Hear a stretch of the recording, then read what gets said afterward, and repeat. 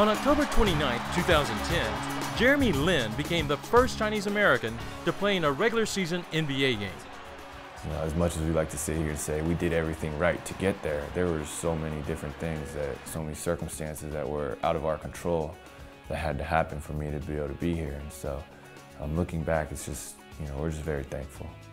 The second son of Taiwanese immigrants Ji Ming and Shirley Lin, Jeremy learned how to play basketball from his father, who was a big NBA fan. But not everyone in the family thought it was something he should pursue. No one else really played basketball besides my family, and so it was kind of taboo for a little bit. And with my grandma, she was kind of always trying to influence me to not play. And then, once we realized, this is something I love doing, and I'm having fun doing it, and I can go play at the next level, then more people started supporting. He continued to improve, and in 2006 led Palo Alto High to a 32-1 record and an upset of nationally ranked Mater Dei in the Division II state championship game. Despite being named Player of the Year by virtually every California publication, he did not receive a single scholarship offer. I think a lot of it was me being underdeveloped physically. At that time, I was 170 pounds, and I was just very raw. And then, me being Asian American, I don't know how much that had to do with it, but I'm sure it had something to do with it. While Harvard does not provide athletic scholarships, Jeremy was offered a chance to play there and accepted. He excelled on the court, despite having to put up with racist taunts like being told to go back to China and being called a chink. That was just something that got under my skin in the very beginning. And, it was really frustrating, but I just had to learn how to deal with it as time went by, and for me to be able to be more mentally strong and not, get distracted or angered so easily. Jeremy was twice named first-team All-Ivy League. As the team's leading scorer during his senior season, he led Harvard to its best record ever. Still, he wasn't taken in the 2010 NBA draft. Dallas did sign Jeremy to its Summer League team, and he made the most of his opportunity when he outplayed the overall #1 pick, Kentucky's John Wall. He's made an impression, hasn't he? Oh, he's made a great impression.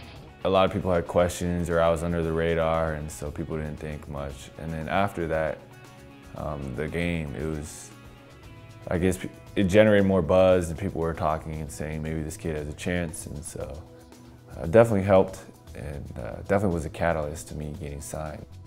His performance against Wall got him contract offers from the Mavericks and Lakers, but he chose to sign with his hometown team, the Golden State Warriors.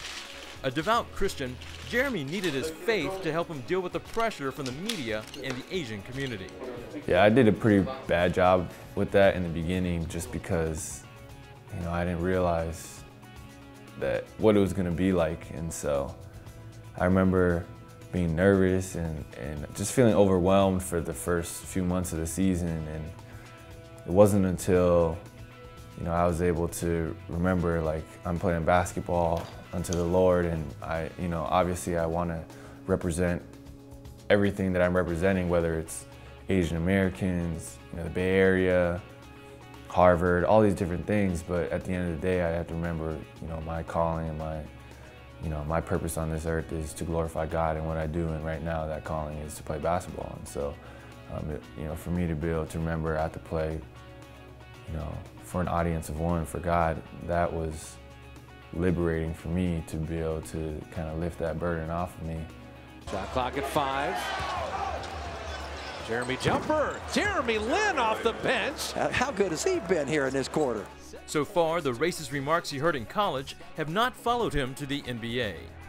That's what I was really shocked about, is I don't think I heard one Asian taunt from an opposing fan or player all year, actually. So I think a lot of other players in the NBA actually went out of their way to say congratulations and different things like that. And so I think the NBA, is kind of like a big family. I think all the guys are friends with each other, and for the most part, and people respect what other people are doing. And so that was really inspiring and really, a nice change of pace for me.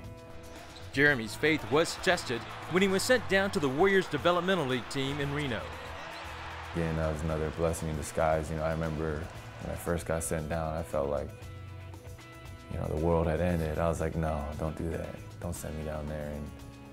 But looking back, it was absolutely necessary. I took 3 trips down there, and that was the best thing that could have happened to me as, in terms of my development as a player my first year in the league.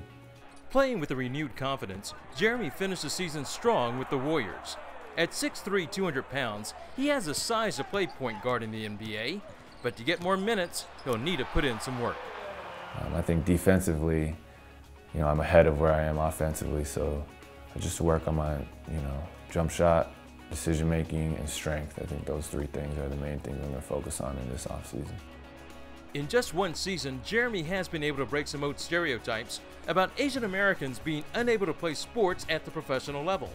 But he knows there will always be doubters. You know, that's a stereotype that I'm going to have to fight for the rest of my life, but I understand that, and it's something that, you know, I embrace, and, you know, the more I can do to break that stereotype, I'd love to do that.